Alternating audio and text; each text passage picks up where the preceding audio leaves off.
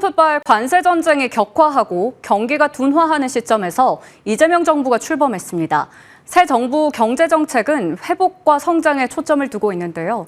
경제의 핏줄 역할을 할 금융, 자본 정책 방향에 우선 관심이 집중됩니다.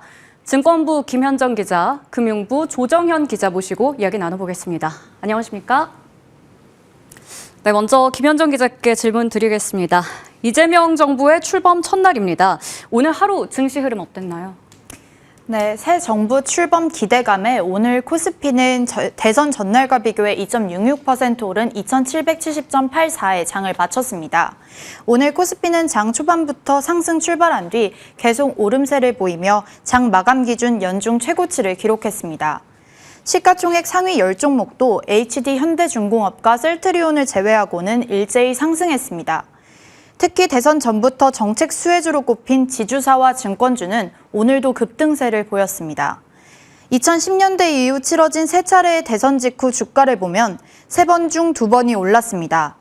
한 달간 코스피 흐름을 살펴봐도 2012년에는 유럽 재정위기로 소폭 하락했으나 대체로 상승세를 보였습니다. 이렇게 대선 이후 증시가 강세를 보이는 데에는 새 정부 출범에 대한 기대감과 함께 정치적 불확실성이 해소된 점이 영향을 미친 것으로 풀이됩니다. 이재명 대통령이 제도 개선을 앞세워 주가 부양에 대한 의지를 여러 차례 강조한 만큼 증시 상승 기조는 당분간 이어질 전망입니다. 어쨌든 실체가 있는 기대감인 것 같아요. 거버넌스 개선 이거는 뭐 상법 개정이나 이런 거 하겠다고 집권 초에 하겠다고 날짜까지 못 박아서 또 당선자가 얘기했고, 전체적으로는 지배구조 이런 것들은 좀 장기적인 이슈니까 제 생각에는 좀 시장에 포지티브한 영향을 줄 것 같고, 하지만 대선 기대감에 크게 올랐던 종목들의 경우 앞으로 차익 실현 매물이 나올 수 있어 투자자들이 주의할 필요가 있습니다. 네, 이번엔 조 기자에게 질문 좀 드려보겠습니다. 내수 진작에 대한 기대감도 분명히 있죠. 네. 1순위 정책은 추경이고요. 또 그 외에도 다양한 민생경제 회복 방안이 시행되죠. 네, 올해 1분기의 경제 성장률이 전분기 대비해서 마이너스 0.2%를 기록을 했었습니다. 역성장을 한 거였는데요. 4개 분기 연속으로 0.1% 이하로 성장률이 둔화됐었죠. 민간 소비와 건설, 설비 투자가 모두 위축돼서 다시 말해서 내수가 어려운 상황이었습니다. 이재명 정부는 현재 이런 경기 국면을 회복 탄력성이 저하된 상황으로 보고 있습니다. 정책 기조 역시 회복과 성장에 초점을 뒀는데요. 이럴 때일수록 소상공인과 중소기업 등 서민 계층이 더 큰 타격을 입는 만큼 정책 지원을 집중하기로 했습니다. 대응책으로는 아까 말씀드린 추경을 비롯해서 상생, 포용금융이 전면적으로 시행될 가능성이 높습니다.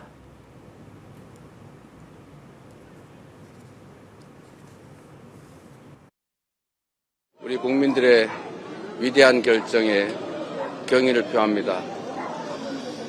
제게 주어진 큰 책임과 사명을 우리 국민들의 기대에 어긋나지 않도록 최선을 다해서 수행하도록 하겠습니다.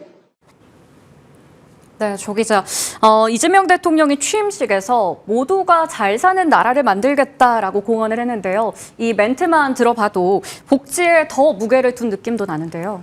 네, 모두가 잘 사는 나라는 사실 구현되기가 어려운 명제인데요. 그만큼 좀 더 복지에 초점을 둬서 집중감 있게 시행을 하려고 하는 것으로 보입니다. 이 대통령의 경기도지사 재임 시절 정책들을 포함해서 다양한 서민 정책 지원이 선보일 전망인데요. 저신용자, 저소득층에게 초저금리로 자금을 빌려주고 또 국고를 지원해서 지역화폐 발행 규모를 늘리는 방안 등이 핵심 공약입니다. 일부 지자체 단위에서 세금을 동원해서 통용하던 지역화폐가 국가 단위 경제에서는 어떤 효과를 낼지 기대와 우려감이 공존하고 있습니다. 35조 원 규모의 추경 중에서 14조 원은 이미 편성이 돼 있고요. 20조 원 정도가 남아 있는데요. 높은 부가가치를 창출하는 곳에 돈을 제대로 써야 한다는 지적이 상당합니다. 네, 이 상생과 포용금융이라는 말 역시나 매 정권마다 반복이 됐었는데 이번엔 좀 어떻습니까? 네, 소상공인 금융 부담을 낮추기 위한 다양한 공약들이 제시가 돼 있습니다. 팬데믹 시절부터 집행된 이 소상공인 자영업 대출에 대해 종합 대책이 마련이 될 걸로 보이고요. 공약집을 보면 2020년부터 지난해 비상계엄 국면까지 거의 5년간에 걸쳐서 피해를 입은 자영업자와 소상공인을 대상으로 삼고 있습니다. 저금리 대환대출과 금리 차보전 지원 사업 등을 통해서 이자 부담을 또 낮추고 또 장기 분할 상환 프로그램이 도입될 가능성이 높습니다. 다만 경제 정책에 있어서 지원책과 구조조정이 함께 동반돼야 한다는 점을 감안하면 그 균형감이 필요하다는 지적도 상당히 나오고 있고요. 한국은행도 오늘 이 대통령 취임에 맞춰서 보고서를 내고 단기 부양보다는 생산성 향상 등 경제 구조 개혁에 초점을 둬야 한다고 지적을 했습니다. 네, 일부는 추경으로 소화를 할 것 같지만 또 어떻게 보면 일부는 민간의 힘을 빌릴 수밖에 없어 보이는데요. 금융권도 좀 긴장하고 있을 것 같습니다. 네, 민간 금융권에서 출연금을 걷어서 이 서민을 지원하는 금융안정기금을 만들겠다는 것도 핵심 공약 중에 하나로 제시가 돼 있습니다. 또 금융사고에 대해서는 엄벌주의를 적용하겠다는 게 새 정부의 기조기도 하고요. 정부는 금융사고를 낸 금융사 대주주에 대해서 지분 매각 명령권을 전 금융권으로 확대하는 방안을 검토하고 있습니다. 또 보안사고가 발생하면 징벌적 과징금을 부과할 수도 있고요.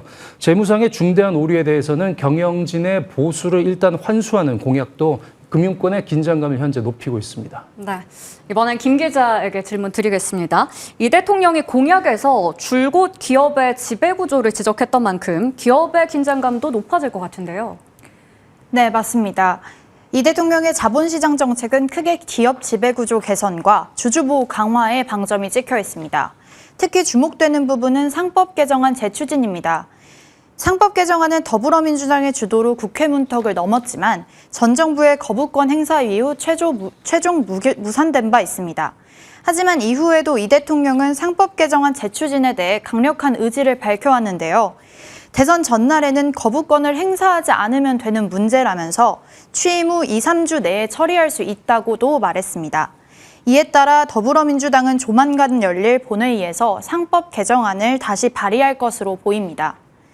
개정안의 핵심은 이사충실 의무를 회사에서 주주로 확대하는 내용입니다.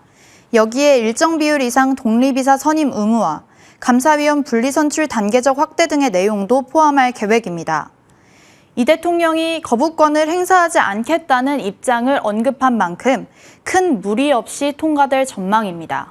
네, 그리고 또 다른 핵심 공약으로 주목받았던 게 자사주 소각의 제도화입니다. 네, 맞습니다. 공약집에 따르면 이 대통령은 주주환원 강화 차원에서 자사주 소각을 의무화하겠다고 밝혔는데요. 자사주를 소각하면 주식수가 줄어들기 때문에 주당 순이익이 늘어나 주가에도 긍정적이라는 점 때문입니다. 또 국내 기업들이 자사주를 경영권 방어수단으로 활용하는 관행도 막겠다는 겁니다. 이외에도 쪼개기 상장 시 모회사 일반 주주에게 신주 물량을 배정하도록 하는 등 지배주주의 사익 추구를 제한하는 방안도 검토할 계획입니다. 네, 이제 김 기자께 마지막 질문 드리겠습니다. 코스피 5천을 자본시장의 슬로건으로 내세웠던 만큼 시장 활성화 정책에 대해서 우리가 좀 더 살펴봐야 할 부분들 짚어주시죠. 네, 지난 정부부터 시작된 밸류업 정책도 이번 정부에서 이어갈지 지켜봐야 합니다. 최근 밸류업 정책이 1주년을 맞이하면서 여러 전문가들은 다음 정부에서의 정책 지속성을 강조하기도 했습니다. 세부 내용은 일부 조정이 있을 수 있지만 밸류업이라는 큰 틀은 가져갈 가능성이 높다는 분석이 나오고 있습니다. 외국인 투자자 유입을 늘리는 것에도 힘쓸 계획입니다. 무엇보다 MSCI 선진지수 편입을 주요 과제로 인식하고 있는데요. MSCI 지수에 편입될 경우 글로벌 투자자들의 자금 유입이 보다 활발해지면서 국내 주가지수 상승에도 힘을 실을 수 있기 때문입니다. 다만 이 대통령의 경우 감세 정책에는 신중하게 접근하고 있기 때문에 세제 개편 문제는 풀어야 할 과제로 남았는데요. 배당소득세 분리과세가 대표적입니다. 현행세법상 개인의 금융소득이 2천만 원을 초과할 경우 다른 소득과 합산돼 최대 49.5%의 세율이 부과됩니다. 이에 전문가들은 상장기업 대주주들이 배당 성향을 높이도록 유도하기 위해선 관련 세금 부담이 낮아져야 한다는 목소리가 높아지고 있습니다.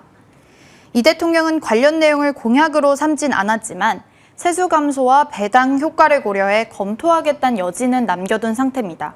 네.